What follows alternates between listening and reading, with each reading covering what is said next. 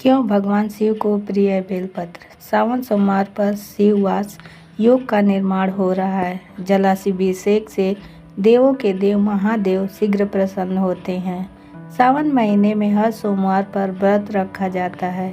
हर वर्ष आषाढ़ पूर्णिमा के अगले दिन से सावन महीने की शुरुआत होती है। यह महीना भगवान भोलेनाथ को समर्पित होता है।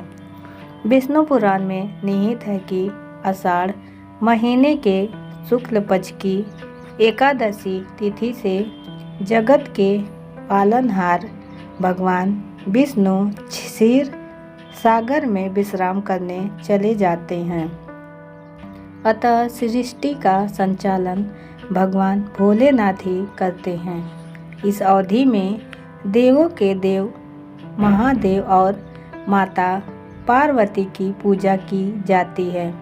भगवान भोलेनाथ जलाभिषेक और बेलपत्र चढ़ाने से प्रसन्न हो जाते हैं। लेकिन क्या आप जानते हैं कि भगवान भोलेनाथ को बेलपत्र क्यों पसंद है और इसकी कथा क्या है?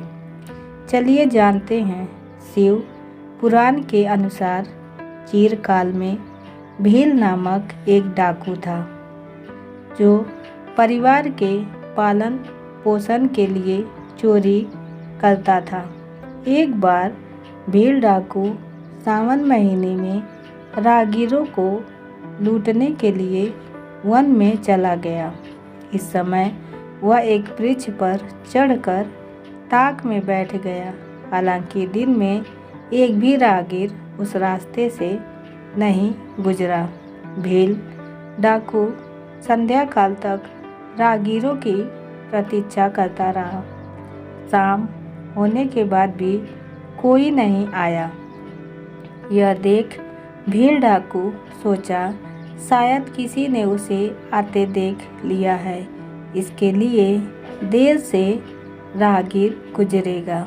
और कुछ देर और सोचकर रात्रि के प्रथम पहर तक पेड़ पर बैठा रहा।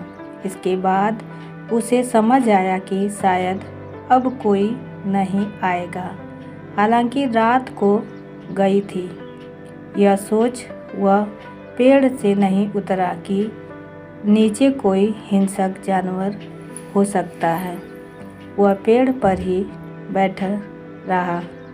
भूख प्यास के चलते भील डाकू को नींद भी नहीं आ रही थी।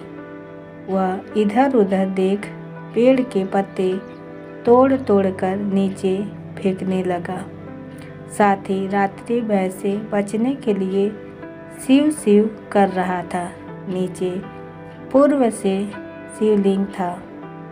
वह वृक्ष बेल का था, अतः बेलपत्र शिवलिंग को अर्पित हो रहा था। भील डाकू की भक्ति से प्रसन्न होकर महादेव प्रकट हुए। भगवान भोलेनाथ को देखकर भील डाकू प्रसन्न हो उठा। उस समय से भील डाकू भगवान भोलेनाथ की भक्ति में लीन हो गया। साथ ही गलत आचरणों को भी त्याग दिया।